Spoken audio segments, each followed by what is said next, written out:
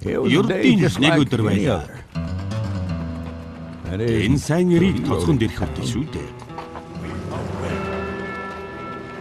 Энэ ордлыг хүрээд ирэхгүй байгаа гэж улдтал болгоомжилж байсан бол санд нэг их гайхсангүй. Гэхдээ арай яваад ирчихгүй гэж уг нь бордцоож байж. Энэ хүнийг зүгээр л Билли гэдэг. Биллиг тодорхойлох ганц үг нь харгис. Ноён ирээд шин ширих юм да. Тэр энэ ажлыг яг өөрийгөө сорих маягаар авсан гэсэн. Энэ тэмдгийг зүүхэхгүй гэдгийг ямар ч шудрах хүн хэлнэ. Гэхдээ тэр лоёрчин гэсэн үг биш. Зүгээр л юм бол буу шүүрдэг хүн биш байлаа.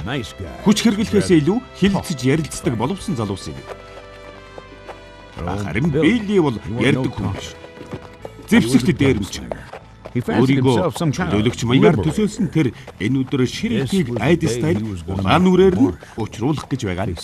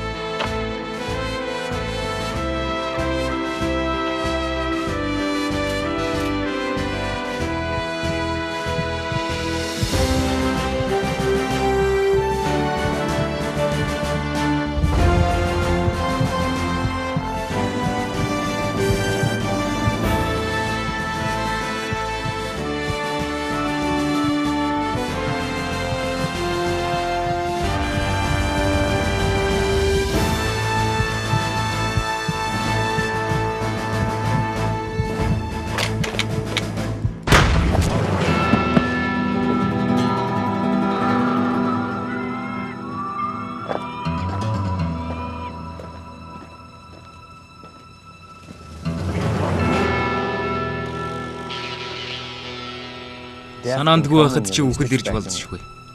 Та бос чаднаарай. Наадах чи өнгөцгөн шарах.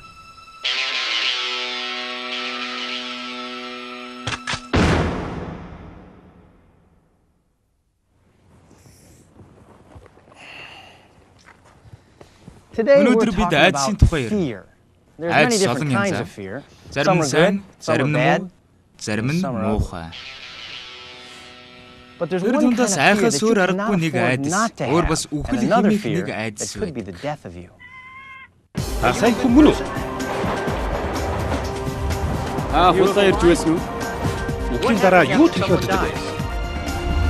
Юм хулгайлж байсан уу? Христэд итгэж найдаарай.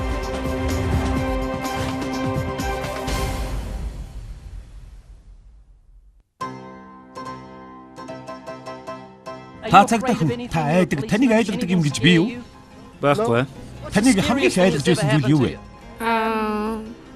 Та могоноос айдгүй? Үгүй. Юунаас ч айдгүй юу? Мэлхий хөл дээр бухад баха. Энэ танд тахиалдаж байсан хамгийн аймаар юм гэж юу? Тийм ээ, ай гутмаар.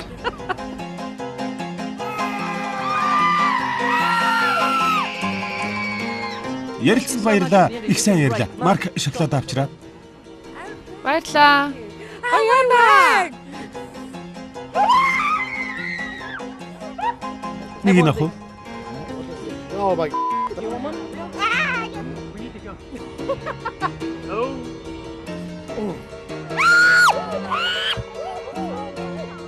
Би тэнийг юунаас ч айдгүй гэж бодсон юм. Наадхаас чи харин айчлаа. Тийм ээ, айлаа.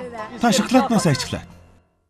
Сэтгэлдээ тэхгүй хэн аргагүй нэг айдас байдаг. Энэ айдсыг Библиэд мөнхийн эзнээс эмээх гэж нэрлээд цэцэн ухаан эндээс эхэлнэ гэсэн. Тэгэхээр та ертөнцийн эзнээс эмээдэг бол цэцэн ухаантай болж эхлээчгүй байх. Мөн Библиэд мөнхийн эзнээс эмээх нь хүнийг муу явдлаас холдуулдаг гэсэн. Онгон зэрлэг өрнөдөд хамгийн их дутагдж байсан юм энэ. ертөнцийн эзнээс эмээхгүй байвал ямагт ёс бус явдал үүсч хүмүүс муу юм хийсээр эцсүүлдээ үрдийн гарц хохирол амсдаг юм. Өөрч бүдлэгчдэд гар сунгахт нь Христэд итгэгч сая хүнд хамгийн их саад хийдэг өөр нэг айдас бий. Хүмүүсээс айх гэж Библиэд нэрлсэн энэ айдаст тэд автан саажсан мэт болдог өгөөд энэ айдас бол том эрэгч хулжгар амтэн шиг сүүл хавчин зүгтахад хүргэдэг хүчтэй зүйл. Сайн мэдээг цааш түлхэхийг ихээс идэвхжид байдаг. Та бидний ертөнцийн эзний хаан тусад үр бүтээлгүй болгоход сатан үүнийг ашигладаг юм. Гэвч олзуурах штан тэр их айдсын хагас угас учрыг олох зүйл яг бидний гар татгаад байна. Шоронгоос гарах түлхүүр өөрсдөд маань бий. Өнөөдөр өнгөрлөхэд зовлонд орно гэхээр айгүй байна уу? Үгүй ч. Амьдрмааргүй байна гэж юу? Үгүй. Амьдаа хайргүй юм уу? Хамаалгаа. Нэрээ юу? Амьсгал хураалал бол хураалаа. Түүний тааллаар хүмүүсийн гаргасан Библийг төвөгтэй болгосон сургаалаар би явахгүй. Хүмүүсийн хэлсэн чи тэгэхгүй бол тэгнэ гэсэн хэдэн ишлэл Библиэд байдаг. Хүн яах ихийгээ заалгах гэж төрсөн гэдэгт би итгэдэггүй юм аа. Мөнхийн зовлонд орох шит хүлээс айх чинь ертөнцийн эзний өмнө зогсон гэсэн итгэлтэй л хамт явдаг. Тэгнэ гэж би бодохгүй байна да. Та ч аваа гайгүй худалч юм аа. Надад хээв нэг худал хэлчихэд огт санаа зовхгүй байна уу? Үгүй. Танд гимших сэтгэл бий юу? Үгүй. Худал ярих буруу юу? Үгүй. Тэгвэл хүмүүст тиймэрхүү санаа юунаас төрдөг юм бол хаанаас бодож олдог вэ? Цаг хугацааны явцад Библийг бичсэн хүмүүс дэлгэрүүлсээрч гэх юм уу? Тэд ямар нэг ойлголтыг санаанаас зохиочход тэрийг анхуулсаар бүр үгийн гэмээр болгож ирсэн гэхүү дээ. Худал ярих буруу гэж ертөнцийн эзэн үздэг болов? Магадгүй л юм. Би гэхдээ үгүй. 9 дахь хууль юу вэ? Худал гэрчиж болохгүй. Тийм ээ, золгүй эргээ.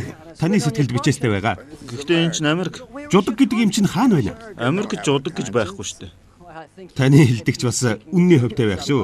Америкт жудаг байхгүй хад би яхаар жудагтай байх ёстой гэж. Түүнийг байдгүй гэж та хэллээ. Гэтэл тэр байдаг байлаа гэхэд оршин байдгийг үгүйсгэж байгаа таны энэ яриа түнд ямар санагдах вэ? Надаас өмнө ингэж асууж байсан. Манай зарим найз Христэд итгэдэг.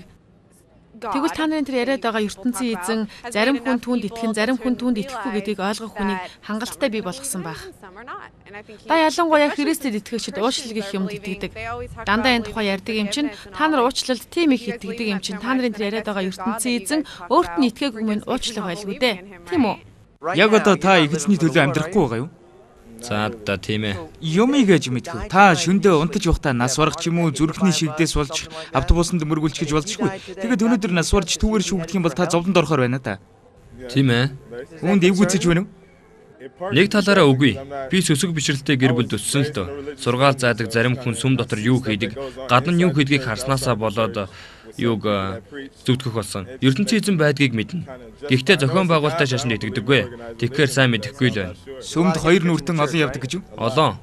Хүүхэд насндаа ямар нэг юмд тувтан алдуулахаар хүн цаанаасаа л тэрийг эсэргүүцэх хандлага гаргадаг. Тэг хэрэггүй.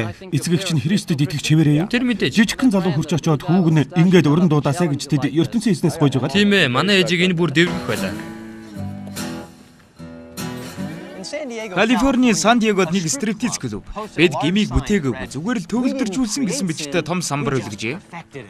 Зурагтын нэг сувг ижил ямар ч нэвтрүүлгээс илүү олон тушаалыг бадлахаатай зөрчин гэж насан туршидчдын нэвтрүүлгээрээ гайхуулж байсан. Лос Анжелесийн онгоцны будал дээр байсан нэг сэтгүүлийн хавцыг 10 хэдэн настнуудын галзуу секс ёстой муу сайхан шүү. Бид ёстой ичлээ гэж гарч игэлжээ. Ичдэггүй хүмүүс ертөнцийн эзнээс эмээдгүй.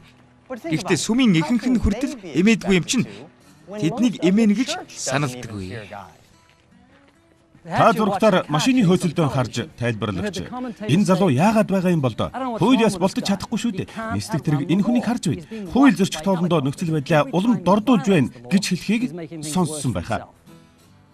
Гэмтэй хүн төрлөختөн ч тэр зүгтгчтэй адил зүгээр мултрахгүй. ертөнцийн эзнээс бултаж дөнгөхгүй. Их эзний мэлмий сайн, муу бүхнийг хараад газар сайгүй байж үйдэг. Тэд төлбөрөө хизээч хийхгүй гэж бодоод өдрөөр их бүр түүний хуулийн өмнө өрөө зузаатгаж байгаагаа мэддэггүй. Хилэнгийн өдөр илэрхийлэгдэх уур хилэнхтэд хурааж бай. Ром номноос сонслоо. Гэтэл та нар үүнийг үл ойшооч гэмт занга хийхаас татгалздаг учраас хожим түүнээс зохих шийтгэлээ авах болно. Тэр үед ертөнцийн эзэн гэмт хүмүүст уур хилэнгээ харуулж үнэт шударгаар шийтгэн. ертөнцийн эзэн бүх хүнийг хийсэн үеийнхэн дагуу шүү. Өөрийгөө Христэд итгэгч гэж байгаа хүн гэмссэн. Өөрөөр хэлбэл гэмээсээ зориуд эргэсэн байх учиртай. Үүнээс дараах асуултууд урган гарна. ертөнцийн эзнийг эсэргүүцэн гэм хийснээ ойлгоод тэд огт айгаагүй юу? Айхгүйгээр тэд айсвэ шийтгэлээс яаж зогтсон бэ? Хэрв загал маягаас харагдах ертөнцийн эзний хайранд тэдний сэтгэл хөдлсөн бол гэмээс нь болж золиос гарган өөрсдийг нь авсан тэр туйлын арга хэмжээг бодохдоо айгаагүй гэж юу? Христэд итгэгч тэд ертөнцийн эзнээс айдаг дээрээ очсон уу? 9 дэх хуулийг зөрчин худал хэлсэн Эрем 2-ыг тэр хөнөөснийг үйл явдал 5-аас уншаад тэд юу боддог вэ? Дуулаач танаас эмээгтэй бие минь чичирдэг. Би таны шүүхээс айдаг гэж бичгтээ төөрөгдөж үлсэн гэж тэд боддог юм болов? Хинээс айвал зохилтойг хэлж өгье. Нас барсан хонь хүний сүнсийг мөнхийн зовлонд оруулах хэрэгтэй. ертөнцийн эзнээс айвал зохино гэсэн Иесусийн тушаалыг тэд дагаж ирэв.